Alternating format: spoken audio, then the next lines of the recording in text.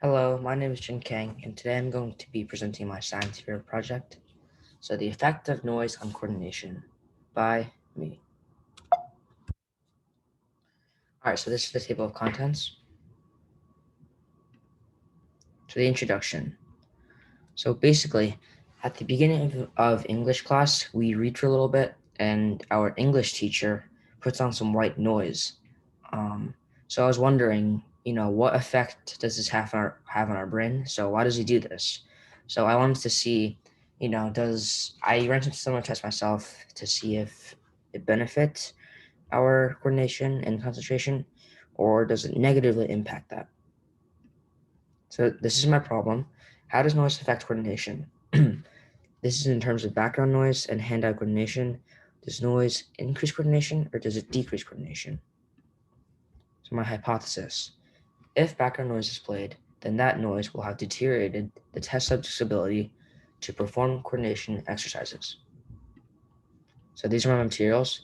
One small room, a computer for a speaker and for recording results, a needle, a thread, a tennis ball, and 4 participants. So this is my procedure. Number 1, recruit 4 test subjects. Test them in the quiet environment first. Step 2, in the quiet environment, ask 4 test subjects to thread a needle 3 times. Step 3, record the average time it takes for each test subject to thread the needle. Step 4 is to repeat steps 2 to 3 as a second trial. And in step 5, in the quiet environment, ask the same 4 test subjects to throw a tennis ball at the wall with one hand and catch it with the same hand 10 times. Record the average time it takes for each subject to complete the catch and throw 10 times. And step 7 is to repeat steps 2 through 6, but this time with the noise playing in the background. Analyze the results and compare test subjects' performances in the quiet and loud environments. All right, so this is the tennis ball test. The tables, these are the averages for the quiet room and the loud room with my 4 participants. And then this is the table.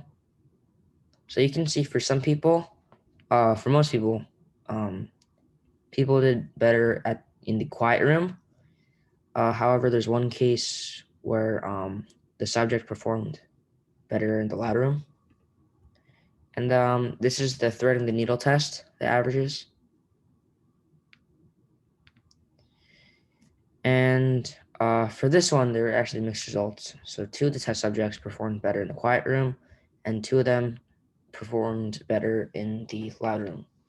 And actually, after speaking to the 4 participants after, they said that since throwing the needle was more of a mental and focused task, it was more difficult than the physical act of throwing and catching a tennis ball. So my conclusion, if background noise is played, then that noise will have deteriorated the test subject's ability to perform coordination exercises, which are the tennis ball test and throwing the needle test. So the hypothesis was confirmed as the test subjects performed slightly better in a quiet environment as a whole.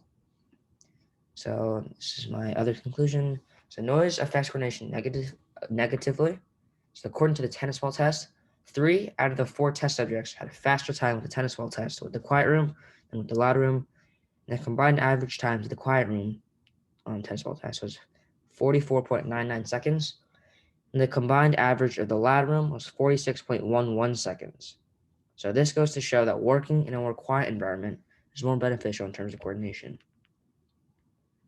And then 3 things I can improve on.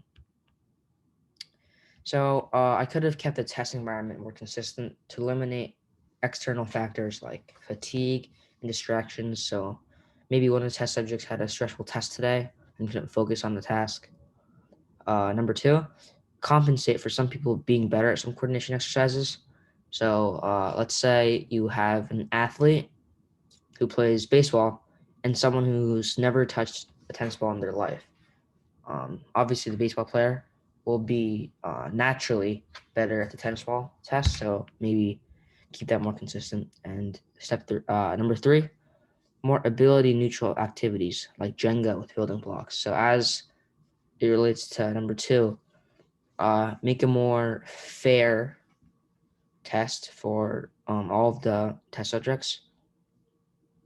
So 3 things that would help improve the validity of these experiments. So I did 2 trials for these, but maybe more trials would help prove the validity to make sure it wasn't just a one-time thing, because more widespread testing would confirm the original findings.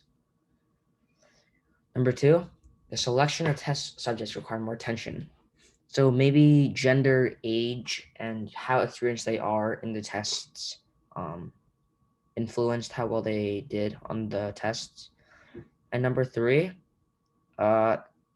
like these coordination exercises were pretty basic, but maybe more complex exercises would provide benefits like getting more specific with what type of coordination the exercise is focused on.